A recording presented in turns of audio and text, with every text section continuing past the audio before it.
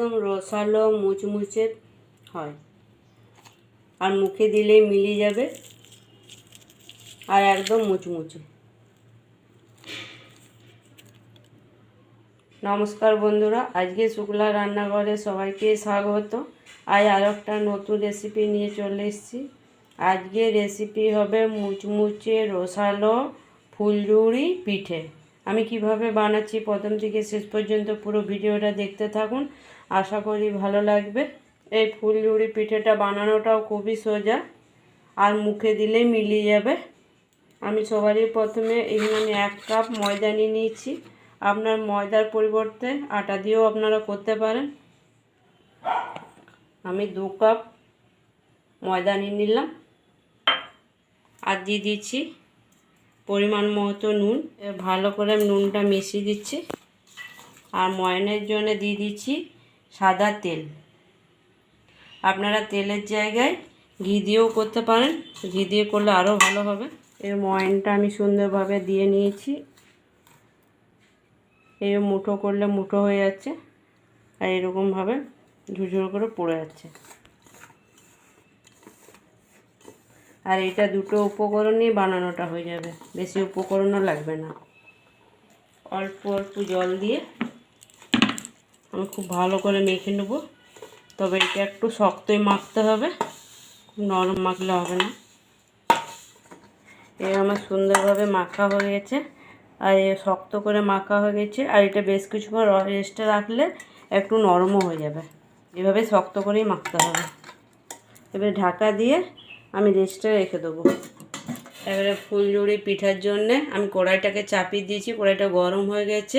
আমি চিনির শিরাটা করে নেবো। এখানে দিয়ে দিচ্ছি 1 কাপ চিনি, আর দিয়ে দিচ্ছি 1/2 কাপ জল। এবারে খুব ভালো একটা সেন্ট ওঠার জন্য দিয়ে দিচ্ছি আমি এলাচ। ফাটিয়ে নিয়ে এলাচটা দিয়েছি, তাহলে ভালো সেন্টটা ভালো ছড়াবে। চিনিটা আমার খুব ভালোভাবে গলে গেছে। এবারে চিনিটাকে আমি একটু একতারে পাক করে নেব। তবে খুব বেশি করব না, একটু চটচটে হবে, সুতো কাটবে, তখনই আমার হয়ে যাবে। আমি চিনির শিরাটাকে দেখে নিচ্ছি হয়েছে কি না, এখনও একটু বাকি আছে। আবার আমি দেখে নিচ্ছি, এই একটু সুতো কাটছে। এবারে হয়ে গেছে। আমি গ্যাসটাকে বন্ধ করে রেখে দেবো। এদিকে চিনির শিরাটা ঠান্ডা হবে। এ আমার অনেকটাই নরম হয়ে গেছে রেস্টে রাখার পর। এবার আবার এইটাকে একটু ভালো করে মেখে নেব। এইটাকে আমি 3 ভাগে লিচি কেটে নিলাম, 3টে। আপনারা চাইলে একটা বড় করেও করতে পারেন, তবে আমার চাকিটা ছোট বলে আমি 3টা করে নিলাম। এটা পাকিয়ে ভালো করে এখানে আমি কর্নফ্লাওয়ার দিয়ে বেলে নিচ্ছি। কর্নফ্লাওয়ার দিয়ে বেললে ভালো হবে।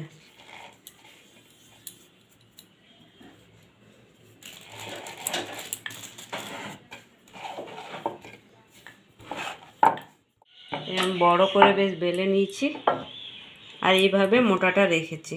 খুব বেশি মোটা না পাতলা। আমি এখানে খুব ভালো করে তেল দিয়ে দিচ্ছি। তেলটাকে চারিদিকে বুলিয়ে দিচ্ছি।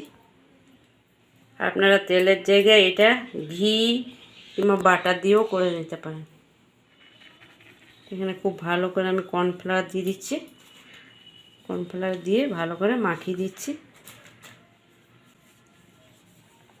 এইভাবে আমি ভাঁজ করে দিচ্ছি, এদিকে একটা, এদিকে, এইভাবে খুব ভালো করে তেল দিয়ে দিচ্ছি। আমি ডাইরেক্ট তেলটা দিয়ে দিচ্ছি, তারপরে কর্নফ্লাওয়ার দিচ্ছি। আপনারা বাটিতে করে গুঁড়োও দিতে পারেন, গুলিয়ে রেখে। আবার দিয়ে দিচ্ছি কর্নফ্লাওয়ার। এবার আবার এইভাবে আমি ফোল্ড করে দিচ্ছি। এবার আবার এই জায়গাটা তেল দিয়ে দিচ্ছি, আর দিয়ে দিচ্ছি কর্নফ্লাওয়ার। এবারে এইভাবে ফোল্ড করে দিচ্ছি, তারপরে এইভাবে ফোল্ড করে দিচ্ছি। এইভাবে বেলে নিচ্ছি।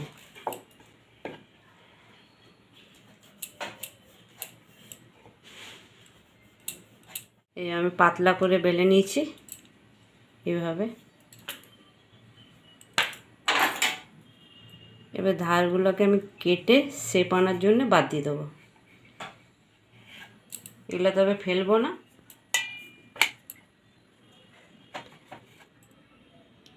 আমি এইভাবে এটা একটু পাতলা পাতলা করে কেটে নেব।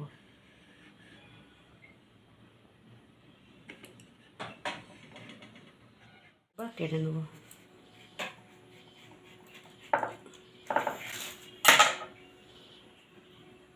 এইভাবে আমি কেটে নিয়েছি। আমি এইভাবে তিনটে করে নিয়ে খুব হালকা করে সুতোতে করে এইভাবে মধ্যেখানে বেঁধে দেবো।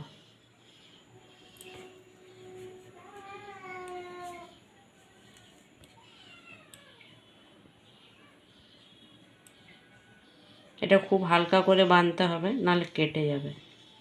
এরকমভাবে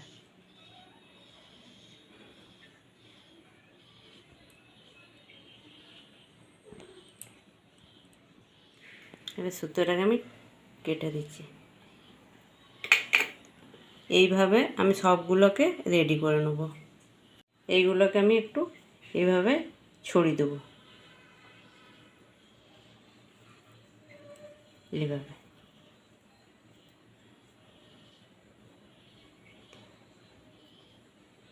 এইভাবে ছড়িয়ে দেবো। একটা করা হয়ে গেল, আর বাকিগুলো আমি এইভাবেই সব করে নেবো। এইভাবে তিনটে করে দিয়ে দিচ্ছি। এইভাবে খুব হালকা করে মধ্যেখানে সুতো দিয়ে এনে গিট্টি লাগিয়ে দিচ্ছি। এইভাবে সবগুলো আমি রেডি করে নেব। সমস্ত নিমকিগুলো করা হয়ে গেছে। আমি তেলও চাপিয়ে দিচ্ছি। তেলটা আমার গরম হয়ে গেছে। তবে খুব হালকা তেলটাকে গরম করতে হবে। তেলটা একটু আমার গরম হয়ে গেছে, কড়াইটা খুব পাতলা বলে। তাহলে উল্টে পাল্টে আমি ভেজে নেব। আমার যেহেতু ছোটো কড়াই, তাই আমি কম কম করে দিচ্ছি। এই আমার ভাজা হয়ে গেছে। আমি এইভাবে ভেজে নিচ্ছি। কত সুন্দর হয়েছে ফুলগুলো।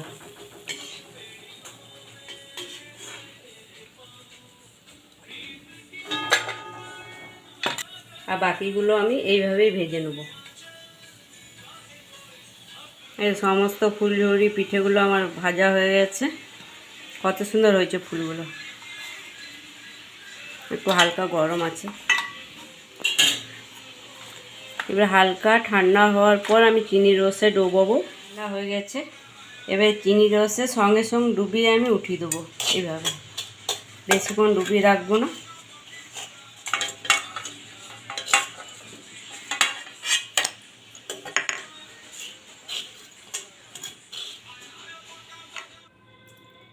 আজকের এই সহজভাবে মুচমুচে রসালো ফুলঝুরি পিঠে রেসিপিটা আপনাদের কেমন লাগলো অবশ্যই জানাবেন। যদি ভালো লাগে লাইক শেয়ার সাবস্ক্রাইব করবেন, পাশে থেকে সাপোর্ট করবেন। ধন্যবাদ। আর একদম মুচমুচে রসালো খাস্তা।